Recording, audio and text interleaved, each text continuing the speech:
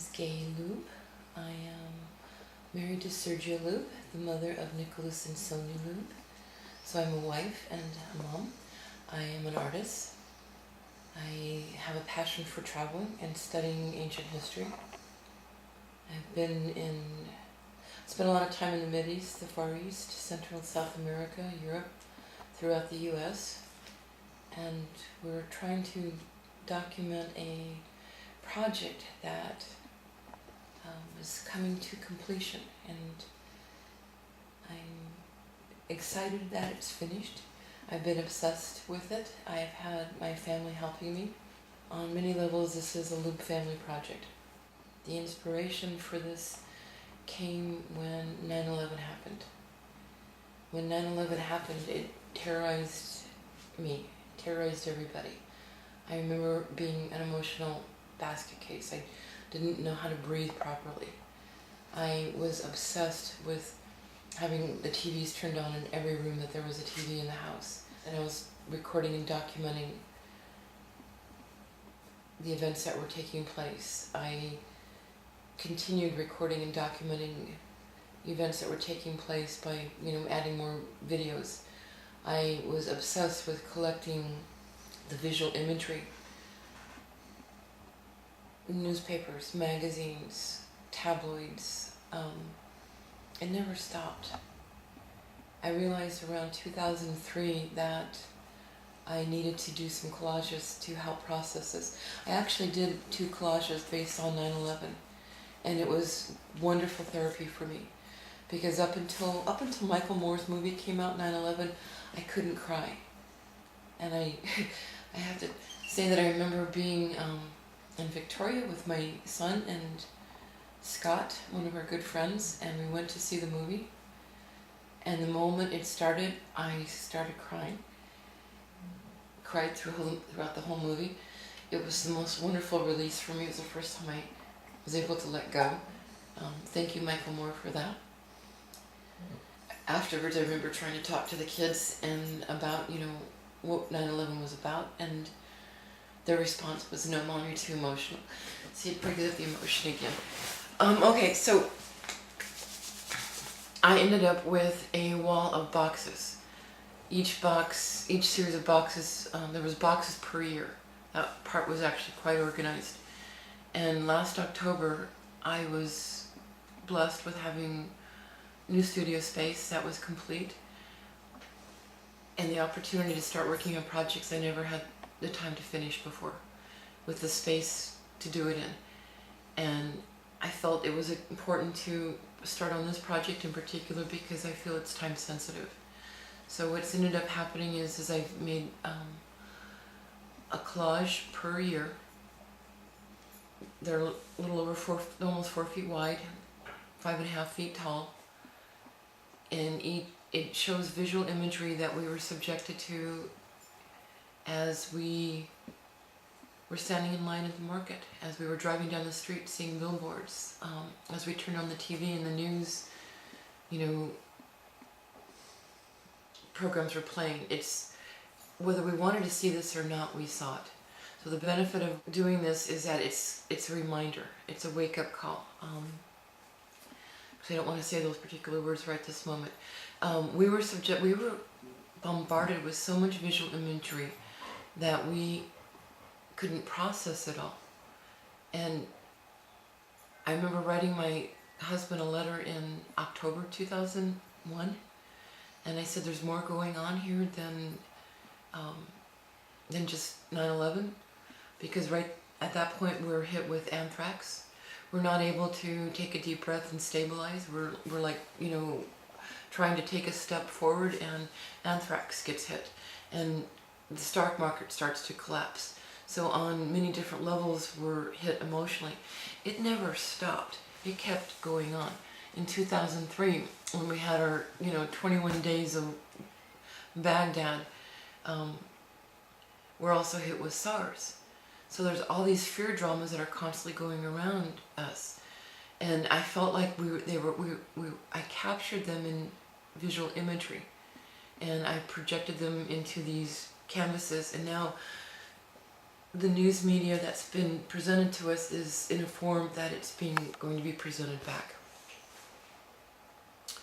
It tells a story. It's our story. This project, I feel, belongs to every person that's lived in the United States from 2000 to 2012.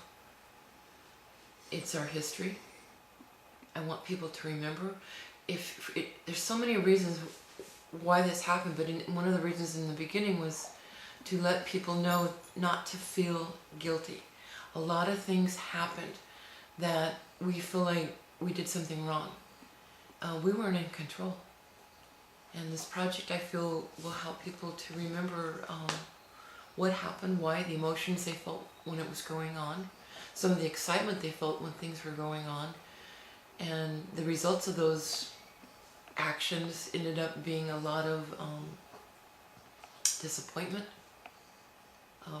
essences that people had done something wrong. When this was being built, the imagery is one thing, keywords that were being projected to us is another. I started doing research because I would be reading some of the articles in the newspapers and the magazines, and I would question, what's this about? And I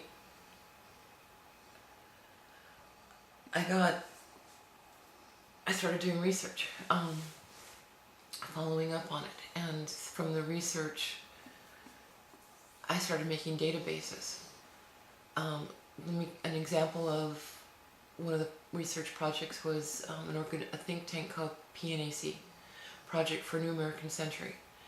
And they have on the internet, it's over a 90-page report, you can still download it, and it details out exactly what happened as far as, they said in 2000, in September 2000, this report was launched before the election happened, and Bush won the election. I don't believe that's really true, but technically Bush received the presidency. They had detailed out what we needed to do. As far as we needed theater wars, we needed 2 major wars happening. We needed to bump up our military status. We needed to outsource military operations. We needed to take more control over, information technology. Exactly what happened, they wrote in a manual, and it was like the Bush administration followed it as if it was, I'm not going to say their Bible, but I'm going to say their a guide. It was a protocol for what happened the next 8 years. It scared the heck out of me when I started reading this, going, oh my God, they projected this, they wrote this out, this formula in 2000 before the election, and they followed it systematically to a T. Who are these people? Who is PNAC? And I realized that there was a lot of our government officials, elected government officials, that were involved in PNAC, that I'm going to say, if you have a page this high of, names, okay, this much was political, and the rest is writers, news mediators, people who projected the information. I actually feel that a lot of the imagery that I captured came from people that were associated with PNAC. It feels like there was a definite plan. I don't think that things that happened were by accident. I think that there was an agenda, and it started making me very nervous. So I started making these databases and then started cross-referencing these databases, and then ended up making another panel that I call the grid. And what the grid is the things that we didn't see. And it really needs to go with the other 12 panels that are going to be presented.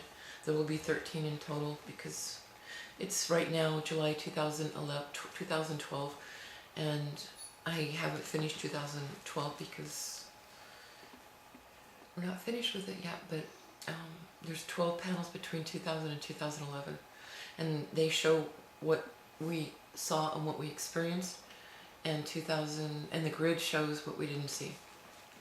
The goal on this is to get it out, gift it to everybody I said who's lived in the United States between 2000 and 2012. I feel that it's our history, and we own these we own these panels. It's going to go up on a website. It's going to go out copyleft. I claim no ownership. I refuse to receive any compensation for this. I have that blessing with my family. We agree. It is going to go to Burning Man this year. 60,000 people will have the opportunity to see it, and I hope that this goes viral. I really want people to wake up and remember. How many of you remember what happened in 2002? Or 4, or 5, 6, 7, 8, 9, 10? So much has happened we don't remember.